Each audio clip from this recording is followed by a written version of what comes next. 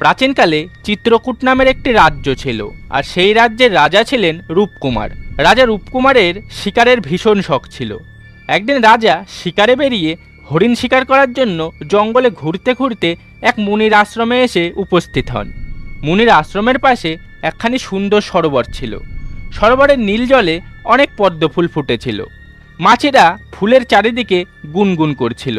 পাখিরা গাছে বসে আপন মনে ডাকছিল। রাজা মুগ্ধ হয়ে এইসব দেখছিলেন। হঠাৎ রাজা দেখলেন এক অপূর্ব সুন্দরী আশ্রমকন্যা সরোবরে চান করতে নামছে। এরকম মুহূর্তে মুনি ফল ফুল সংগ্রহ করতে আসেন। রাজা মুনিকে দেখে প্রণাম করলে মুনি রাজাকে আশীর্বাদ দেয় এবং বলেন, তোমার বাসনা পূরণ হোক। রাজা তৎক্ষণাৎ বলল, মুনিবর, আমি আপনার কন্যাকে বিয়ে করতে চাই। মুনি রাজার কথা শুনে প্রথমে অসন্তুষ্ট হন, কিন্তু পরে ভেবেচিন্তে এই প্রস্তাব মেনে নেন এবং রাজার সাথে তার বিয়ে দেন। রাজা মুনির পালিত কন্যাকে বিয়ে করে নিজের রাজধানীতে রওনা হন। পথে যেতে যেতে রাত হয়ে গেলে এক জায়গায় গাছের নিচে তারা ঘুমিয়ে পড়েন। মধ্যরাতে এক ভয়ঙ্কর রাক্ষস এসে রাজাকে বলে, আমি তোমার বউয়ের নরম মাংস খাবো। রাজা বললেন, তুমি অন্য কিছু চাও, আমি তোমাকে তাই এনে দেব। রাক্ষস বলল, ঠিক আছে, তাহলে তুমি আমাকে 12 বছরের এক তরুণ ছেলের মুন্ডু এনে দাও, তাহলে আমি তোমার বউকে ছেড়ে দেব। রাজা রাক্ষসকে বললেন, তুমি 8 দিন পর আমার কাছে এসো, আমি রাজপ্রাসাদে থাকবো, তুমি যা চেয়েছো দিয়ে দেব। রাজা এই কথা মন্ত্রীকে বললেন।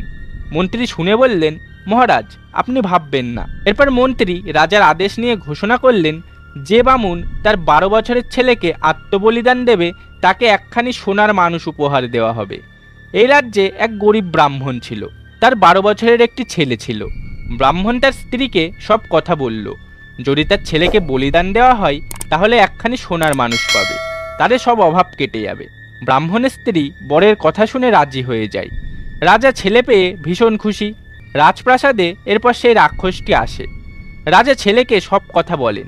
ছেলেটি মা বাবার সুখের কথা ভেবে এত বড় একখানা কাজ করছে জেনে তিনি খুশি হয়। ছেলেটি একটুও কাঁদে না, দুঃখ পায় না।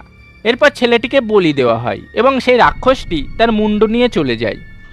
বেতাল বলল, আমার গল্প বলা এখানেই শেষ। এই বলে তিনি বিক্রমাদিত্যকে প্রশ্ন করলেন। বললেন, বলুন তো মহারাজ, ছেলেটিকে যখন বলি দেওয়া হলো তার আগে ছেলেটি দুঃখ প্রকাশ না করে কাদার পরিবর্তে হাসছিল কেন? এর অর্থ কি?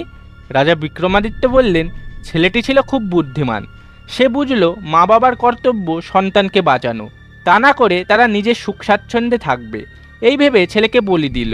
আর রাজার কর্তব্য প্রজা পালন করা, তিনি তা না করে নিজের বউকে বাঁচাবার জন্য নিরপরাধ ছেলেকে বলি দিলেন।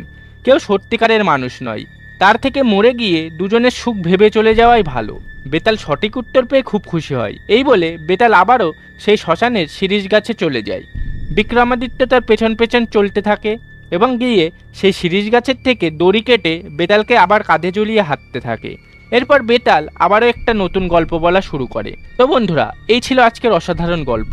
তো এরপরে বেতাল কি গল্প বলেছিল সেটি জানতে হলে অবশ্যই চ্যানেলটিকে সাবস্ক্রাইব করে রাখুন। তো দেখা হচ্ছে পরের সেই গল্পটি নিয়ে। ততক্ষণ ভালো থাকুন, সুস্থ থাকুন।